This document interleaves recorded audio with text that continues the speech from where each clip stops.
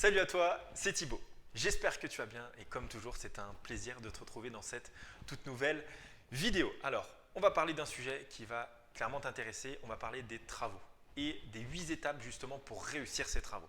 Alors, pourquoi ce sujet? Tout simplement parce que c'est une étape qui est fastidieuse, c'est une étape qui est complexe et qui est par contre très importante pour ton investissement, ton premier investissement ou pour avoir un projet rentable et cohérent en termes aussi de fiscalité. Aujourd'hui, le but de la vidéo, c'est de te donner des astuces, des conseils, une procédure, des étapes justement pour réussir ces travaux, anticiper les délais, anticiper la réalisation, cadrer un budget et puis le but c'est tout simplement que ton investissement se passe bien. Aujourd'hui, que l'on fasse des petits travaux de rénovation ou des gros travaux de rénovation, ça demande forcément du temps et ça demande quand même un cadre bien précis du début à la fin. Que l'on fasse 10 000 euros de travaux ou 200 000 euros de travaux, effectivement, on a peut-être plus d'intermédiaires, on a peut-être plus de procédures, mais par contre, c'est exactement la même réalisation. Donc aujourd'hui, regarde bien jusqu'à la fin, mais le but, ça va être de donner toutes les étapes d'un processus cadré pour justement réussir ton investissement, mais surtout pour réussir tes travaux. La première étape va être d'avoir un devis avant de signer au compromis. En fait, avant de t'engager lors du compromis de vente qui va acter le fait qu'effectivement tu es acheteur de tel bien à tel montant, sous telles conditions, tu vas devoir anticiper l'ensemble des devis que tu vas avoir dans ton bien. Pourquoi? Parce que ça va permettre d'une, de ne pas faire d'erreur. C'est-à-dire que tu as la rénovation complète d'un bâtiment, d'un immeuble, d'un appartement. Le but pour toi, c'est que tu saches sur chaque corps de métier, sur quel devis tu vas devoir partir, sur quel montant de travaux, sur quel chiffrage tu vas devoir aller. Le but, ce n'est pas d'avoir des devis globaux. Il faut avoir dès à présent des devis bien précis pour qu'au moment du compromis de vente, tu saches que tu achètes à tel prix, il y a tant de frais, il y a tant de travaux et tu vas pouvoir avoir tant de loyers, etc. Donc ça, c'est une phase que l'on fait en amont. Mais le fait d'avoir des devis signés, des devis avant justement de signer lors du compromis de vente, ça te permet d'avoir quelque chose de très précis et de savoir que tu n'auras pas de mauvaise surprise. Tu sais très bien que tu n'auras pas de modifications ou très peu de modifications à faire. Tu sais déjà de manière générale, dans chaque corps de métier, le devis que tu auras signé, en tout cas tu auras défini avec les artisans. Et surtout, la deuxième chose, c'est que si tu ne le fais pas, tu vas te retrouver à estimer, parce que l'artisan t'a dit ça, parce que l'agent immobilier t'a annoncé tel chiffre, ou parce que toi tu as estimé personnellement qu'il y avait tant de travaux, parce que tu as un petit peu l'habitude ou pas. Si tu te trompes, parce que tu as oublié de regarder quelque chose, ou la toiture, il y a une partie, il y a des crochets à changer, il y a un remodelage, etc. Tu te retrouves avec peut-être une plus-value de 5, 10 000, 15 000, 50 000, et là finalement tu vas te retrouver engagé dans un compromis de vente, engagé dans une procédure d'achat d'investissement immobilier, mais finalement, derrière, tu vas te retrouver bloqué avec peut-être des travaux en plus que tu n'avais pas prévus, que tu n'avais pas inclus dans ton emprunt bancaire. Et donc, du coup, tu te retrouves à ne pas faire ces travaux. Alors, si c'est des travaux de couverture, c'est quelque chose qui est quand même assez important, qui est même considérable, si tu veux que ton bâti d'extérieur et de structure soit bonne. Et donc, si tu te retrouves à ne pas pouvoir le financer, comment ça se passe? Est-ce que tu as la possibilité de mettre en apport personnel ou pas? Et là, ça devient catastrophique si c'est des choses que tu n'anticipes pas. Donc c'est pour ça, avant de signer le compromis, des devis bien précis sur l'ensemble, on va dire, des corps de métier sur lesquels tu veux que les artisans interviennent. Alors, pour la deuxième étape, tu vas t'en douter, ce sont les travaux. En fait, tu ne dois pas toucher à l'intérieur du bien avant que tu sois propriétaire, avant de signer l'acte authentique du bien et la remise des clés officielles chez le notaire. Le but pour toi, c'est de surtout pas commencer les travaux de rénovation à l'intérieur parce qu'on peut avoir tendance de dire oui, je connais le propriétaire vendeur, je peux commencer les travaux un mois avant, etc. Non, il ne faut surtout pas le faire parce que tu risques d'avoir des problèmes. Et aujourd'hui, je te conseille de tout anticiper, on va le voir dans les étapes d'après, pour que dès la signature de l'acte authentique, les artisans interviennent dès le jour même ou dès le lendemain et pouvoir justement enclencher sur de bonnes bases tes travaux de rénovation. La troisième étape, alors c'est plutôt une astuce, c'est concerne les artisans et la réservation des artisans. Ce que je te conseille, c'est au moment des négociations, au moment où tu vas faire les devis avec eux, donc c'est-à-dire avant le compromis de vente, que tu pré-réserves des créneaux, des dates sur lesquelles les artisans puissent intervenir. Pourquoi? Parce que si tu ne le fais pas à ce moment-là, tu vas te retrouver à finalement faire tes devis entre le compromis de vente et l'acte authentique, ou même quelqu'un qui n'a pas du tout anticipé qu'il fait après l'acte authentique, qui se dit bon c'est bon, maintenant je suis propriétaire, je peux signer les devis avec mes artisans. Ah oui, sauf que eux ils ont un temps de réalisation, les devis vont peut-être modifier parce que le coût de la matière première va changer. Et en tout cas, on se retrouve avec des artisans qui ne vont pas intervenir dès le moment de la signature du devis, donc l'acte authentique, mais 3, 4 mois, 5 mois après en fonction des délais. Donc finalement, moi je te conseille, donc c'est vraiment l'importance de l'étape 3, c'est justement de pré-réserver tes artisans au moment de la signature des devis. De dire ok très bien, je vais signer l'acte authentique, je vais signer le compromis de vente, j'ai envie que dès l'acte authentique, que vous interveniez, est-ce que c'est bon? Ça va agir dans 3 mois, dans 4 mois. C'est des choses qu'il faut anticiper. Moi, je le fais toujours automatiquement 3 mois ou 4 mois avant, de manière à ce qu'on n'ait pas de retard de chantier et qu'on soit tranquille sur la réalisation des travaux. C'est-à-dire qu'à partir du moment où l'acte authentique il est signé, je suis propriétaire, je peux attaquer les travaux. Mais mes artisans, ils ont été anticipés et réservés 3 mois ou 4 mois à l'avance. Donc voilà, c'est très important de le faire parce que si tu ne le fais pas, tu vas te retrouver tout de suite avec un décalage d'1 mois, 2 mois, 3 mois. Et donc, si tu n'as pas prévu assez de différés d'emprunt, j'ai déjà fait une vidéo à ce sujet, tu te retrouves avec un amortissement, finalement, ta mensualité de crédit qui est en route, alors que tu n'as peut-être pas de loyer qui va rentrer. Donc voilà. Et puis du coup, pour finir dans l'étape 3, ce que je fais, c'est qu'à partir du moment où j'ai mon obtention, mon accord de prêt des banques, je confirme aux artisans le fait qu'effectivement, ils peuvent intervenir tel jour et tel jour, comme planification a été établie au préalable. Alors, la quatrième étape, la quatrième chose à faire pour réussir ces travaux, c'est tout simplement dans le choix des artisans. Aujourd'hui, tu as peut-être des connaissances, tu as peut-être des amis, tu as peut-être ton réseau qui fait que aujourd'hui tu es bien encadré pour tes travaux, mais il se peut aussi que tu n'y connaisses rien, que tu débutes dans l'immobilier et donc tu n'aies aucun réseau parce que tu es sur une nouvelle ville, etc.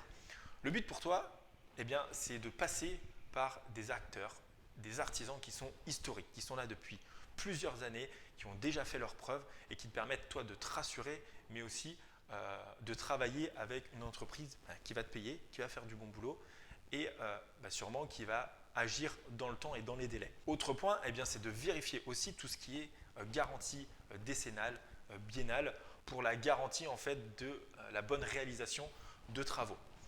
Autre sujet, pour choisir entre les artisans, n'hésite pas à aller comparer, à aller voir des artisans, à aller voir sur leur chantier avant, pendant et après.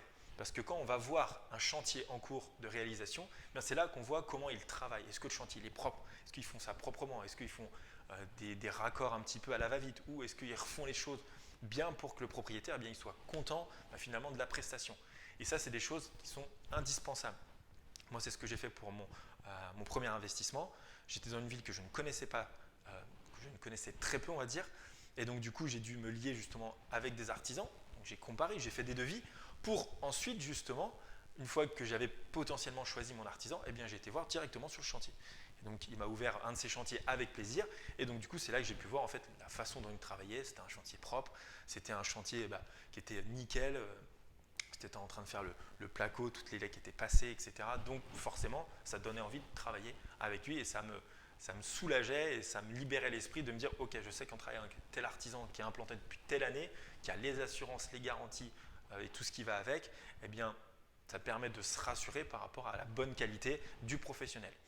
Donc voilà pour la quatrième étape. Alors, la cinquième étape, cinquième conseil ou astuce pour réussir ces travaux, c'est tout simplement le différé de prêt.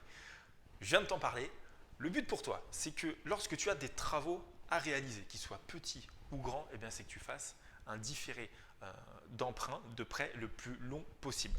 Pourquoi? Je vais te prendre un exemple très très simple.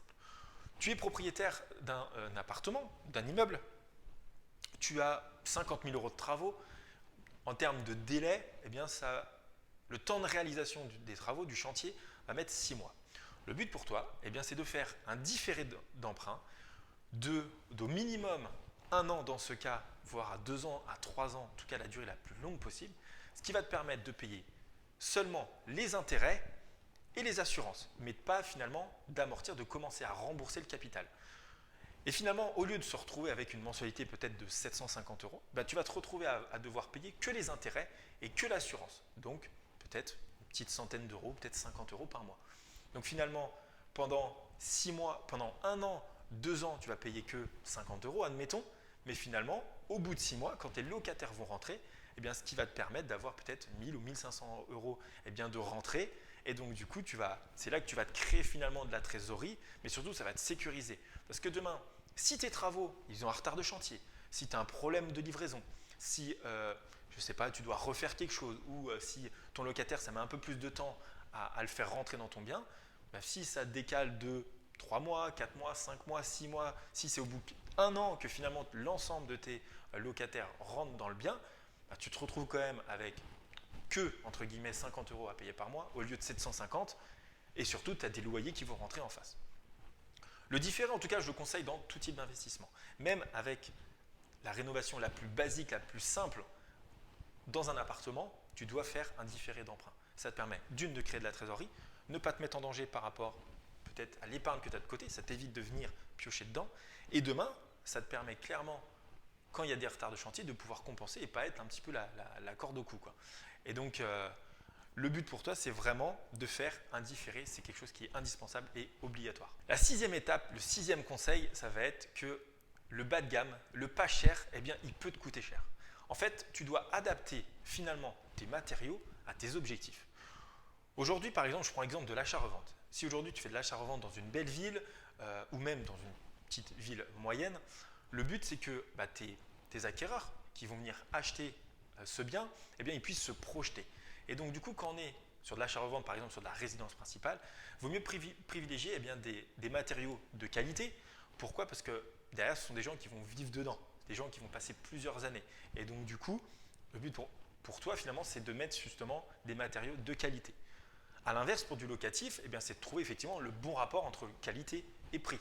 Pourquoi? Parce qu'on n'a pas non plus envie de mettre du marbre ou de l'or dans notre appartement si c'est pour du locatif ou qui va avoir un turnover toutes les 2 semaines ou toutes les 3 semaines.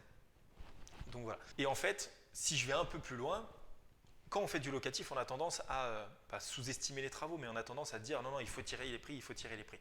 Oui, effectivement, il faut trouver le bon rapport encore une fois, mais par contre, il ne faut pas se retrouver à mettre vraiment du bas de gamme si dans 3 ans, dans 4 ans, dans 5 ans, eh bien, tu dois refaire l'appartement parce que le sol que tu as mis il se décolle, parce que la peinture elle s'effrite, parce que tu n'as pas mis une assez bonne isolation et donc du coup il y a de l'humidité partout, etc. Donc voilà, le but pour toi c'est de trouver le bon équilibre en fonction de tes objectifs. Donc voilà, en fonction si c'est de l'achat-revente, si c'est du locatif, si c'est de la location courte durée, si c'est de la longue durée, si c'est de l'étudiant, si c'est de la famille, etc. Adapte le choix de tes matériaux en fonction de tes objectifs. La 7e étape, c'est de faire attention au niveau de la décoration. Privilégier la belle déco, s'il te plaît. Aujourd'hui, l'investissement immobilier, il est de plus en plus d'actualité. Il y a énormément de personnes qui souhaitent investir. Il y a énormément de personnes qui souhaitent investir, qui souhaitent avoir des revenus complémentaires ou anticiper une retraite, se créer un patrimoine. Bref, il y a de plus en plus de monde et donc du coup, il ne faut surtout pas négliger la décoration. Il faut surtout oser à monter en gamme en termes de qualité de produit. Aujourd'hui, dans certaines villes, moi je le vois quotidiennement, lorsqu'on va arriver dans les petites villes où il y a possibilité de faire des belles opérations, des belles rentabilités, eh bien, il y a certains investisseurs qui ne vont pas justement se démarquer grâce à de la décoration. Et aujourd'hui, pour moi, c'est une erreur parce que le fait de rénover un appartement et de le mettre au goût du jour, c'est-à-dire de rajouter une petite touche déco avec un cadre, un tapis, avec des chaises, avec une table bien servie, etc., eh bien, ça permet clairement d'une, de le louer plus cher, deux, de le louer plus vite, et demain, si ça se passe bien et si tu as envie de le revendre aussi très bien. Et donc du coup, effectivement, on va mettre un petit peu plus de budget dans la décoration, dans le meublé, etc. Mais par contre, derrière, eh bien, ça procure malgré tout beaucoup plus d'avantages que d'inconvénients. Pareil, le locataire, s'il s'y sent bien, s'il y a une belle déco, il a juste à rajouter 2-3 éléments, il a la tendance, même s'il paye un petit peu plus cher que le marché, eh bien, de pouvoir y rester longtemps parce qu'il s'y sent bien, il ne se sent pas négligé. Aujourd'hui, c'est quand on est dans ce type d'appartement, ce type de maison, on se dit « Ah, ça fait du bien, il y a un propriétaire qui a bien fait les choses et donc du coup, ça nous fait plaisir ». La dernière étape va être la rénovation énergétique. Tu sais bien, on est de plus en plus dans une politique d'économie d'énergie, de gain énergétique. Et donc, du coup, tu vas devoir mettre en place des actions, des choses pour justement réaliser des travaux d'isolation, du changement de menuiserie, changement de radiateur, de système de chauffage, etc. Aujourd'hui, tu le sais bien, il y a des règles qui se mettent en place, il y a des procédures qui se mettent en place au niveau du gouvernement qui dit que si le logement il est trop énergivore, eh bien, il ne va pas pouvoir se mettre en location. Donc vous imaginez, tu t'imagines qu'aujourd'hui, il y a plein d'immeubles aujourd'hui qui ne sont pas isolés, qui sont très énergivores. Eh bien, si ces personnes-là, elles ne font pas de travaux de rénovation, d'isolation, de changement de menuiserie, changement de système de chauffage, etc., eh bien, ils vont se retrouver sur le carreau à ne plus pouvoir louer parce que justement, ils sont trop énergivores. Donc le but, c'est d'anticiper ces facteurs-là et surtout de les prévoir quand on achète. Si aujourd'hui, l'isolation n'est pas faite et que tu dois le faire, eh bien, c'est quelque chose qu'il faut que tu prévois. Négocie davantage en disant que de toute façon, si aujourd'hui il ne vend pas à tel prix, demain il ne va pas pouvoir non plus le vendre à tel prix parce qu'il y aura des travaux qui sont obligatoires à faire. Donc vérifie bien l'IDPE, vérifie bien l'étiquette énergétique qui va te permettre de savoir demain si tu as des travaux à réaliser et surtout si tu vas pouvoir le louer dans un futur proche. Donc voilà pour les 8 étapes pour réussir ces travaux. J'espère que ça t'a permis en fait de donner plus de visibilité en fait sur la réalisation du chantier, sur les travaux. Aujourd'hui, comme je l'ai dit, c'est une étape qui est importante, qui est primordiale, qui est aussi fastidieuse, qui est complexe, qui clairement peut donner énormément de cheveux blancs, mais c'est une étape qui donne tellement de plus-value, qui donne tellement plus à ton bien qu'elle est indispensable et elle est juste super. Maintenant, il y a plein de facteurs, il y a plein de choses à gérer entre les artisans, entre le budget, si on est dans le timing, si on ne s'est pas trompé, si c'est le bon choix d'artisan, etc. Avec les étapes que je t'ai données, avec les conseils que je t'ai donnés, tu devrais clairement dégrossir l'ensemble des facteurs, des peurs que tu peux avoir. Et donc, ça va te permettre clairement de te soulager. Et si tu prends bien étape par étape chacune des astuces et des conseils, eh bien, je te rassure, tu vas réussir ton investissement, tu vas réussir en tout cas à gérer tes travaux. Donc voilà, je te remercie, je te souhaite une bonne journée, une bonne fin de semaine et je te dis à la semaine prochaine pour une nouvelle vidéo.